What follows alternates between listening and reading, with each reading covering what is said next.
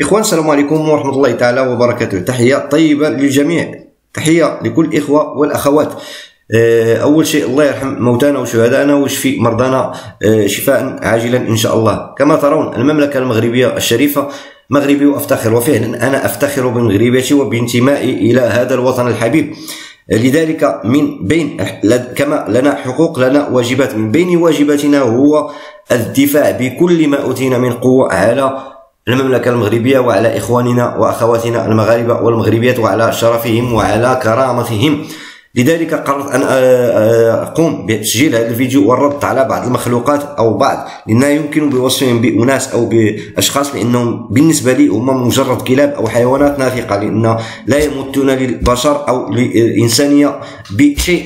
ولدي كذلك موضوع مهم في هذا الفيديو فيما يخص مسألة الطبيع، لأن كلما طلع علينا جزائري أو ناقشت جزائري أو حاورته فإن كلامه ينصب في أن سبب الكراهية التي يكنون لنا الآن وهي واضحة وجلية أو أغلبهم، فسببها أو السبب الأساسي فيها هو أننا طبعنا مع الكيان الصهيوني، وأننا المغرب جلب لهم أو الحكومة المغربية جلبت لهم الكيان الصهيوني إلى حدودهم الشرقية.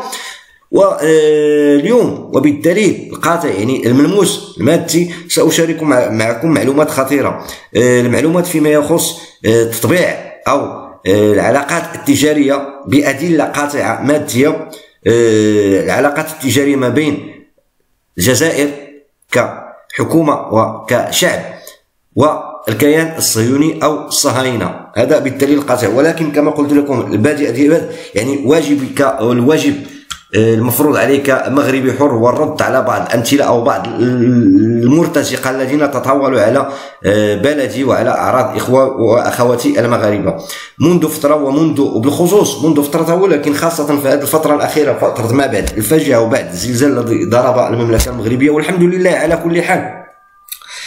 سأشارك معكم بعض الأمثلة. مثلا هذا المخلوق أو هذه النكرة منذ فترة همه الوحيد وشغله الوحيد هو هذا الذي يدعي نفسه أنه أستاذ جامعي أو دكتور، محمد دخوش، وكذلك أحمد حفصي كذلك يدعي أنه إعلامي أو جامعي. فهؤلاء بالنسبة لي هم حشرات أو ميكروبات أو إمعات فقط، ولكن سأسرد لكم بعض التي نشروا يتطاولون علينا لأننا استعملنا الحميرة والبغال. القوات المسلحة الملكية استعملت أثناء عمليات الإنقاذ أو الإجلاء البغال والحمير والدواب في بعض المناطق، لأنه كانت مناطق معزولة، كانت انهيارات صخرية ولا يمكن الوصول حتى بهليكوبترات كما يقولون. كان يمكن استعمال الهليكوبترات كي توجد مناطق لا يمكن لا توجد بها أماكن للهبوط أو للنزول، فلذلك حتى يعني تضاريس المنطقة. هذا شيء معلوم في العالم. تم الاعتماد على البغال والحمير أعزكم الله. جلالة الحمار، فهذا يسخر من المغاربة أو من المغرب أننا استعملنا الحمير. جلالة الحمار، شكرا لوجودك معنا أثناء الدمار، عاش الحمار ولا عاش من خان الديار، سأرد عليك أيها الحمار. كذلك هذا الذي يدعي نفسه أنه أستاذ دكتور، ف ينشر بعض المعلومات حول يعني إدلالنا أننا استعملنا الحمير أو السحر، هذه عبودية وإدلال، ويتطاول علينا بكلمات نابية أننا جمهوري، أننا مملكة العار والعور وهذه. وسأجاوبك كذلك أيها الحيوان.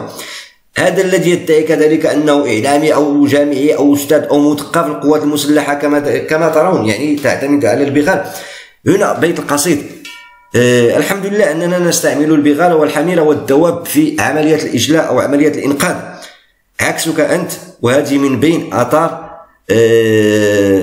استهلاك لحوم الحمير. فبينما القوات المسلحة المغربية تستعمل الحمير في عمليات الإنقاذ، فأنت أو حكومتك أو مواطنيك أو أنت شخصيا وأهلك تأكلون لحم الحمير. الجزائر تسمح باستيراد لحوم البغال والحمير وتثير الجدل. هذا ليس كلام سمير أو كلام مغربي يعني طارت بسبب الغيرة على بلده، ولكن هذا يعني كلام وقرار جمهوري، لأنه الحكومة الجزائرية حضرت رفعت حظر استيراد لحوم. كان هناك حظر على استيراد لحوم البغال والحمير، ولكن قامت مؤخرا برفع منذ 2 أو 3 سنوات برفع هذا القرار ديال الحظر، وتم العمل الآن حتى تم الآن السماح باستيراد لحوم البغال والحمير قصد الاستهلاك. ولكن حجة أو يعني الجواب للمسؤولين الجزائريين يقولون بأنهم يستوردون لحوم البغال والحمير للاستهلاك بالنسبة للجاليات الآسيوية المتواجدة في الجزائر، ولكن كما هو معلوم للعالم ف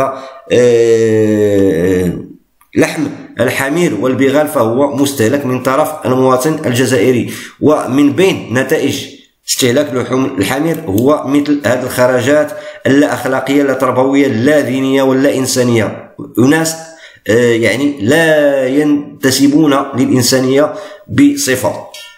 نجي الآن إلى ما هو أخطر من ذلك.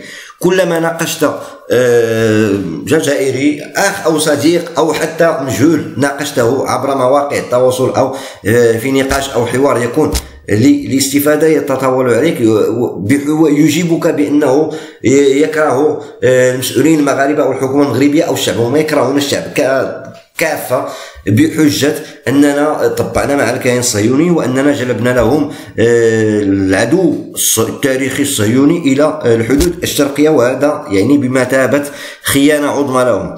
ولكن ما يجهله أغلب الجزائريين الذين يعتمدون حتى في خرجاتهم يعني عن طريق مواقع التواصل الاجتماعي يعتمدون على شركة الاتصالات جيزي اللي هي من أكبر الشركات أو يمكن أن أقول أكبر شركة في الجزائر، تغطي أكثر من 20 مليون مشترك فيها. هذه الشركة منذ تأسيسها إلى الآن كانت تعتمد على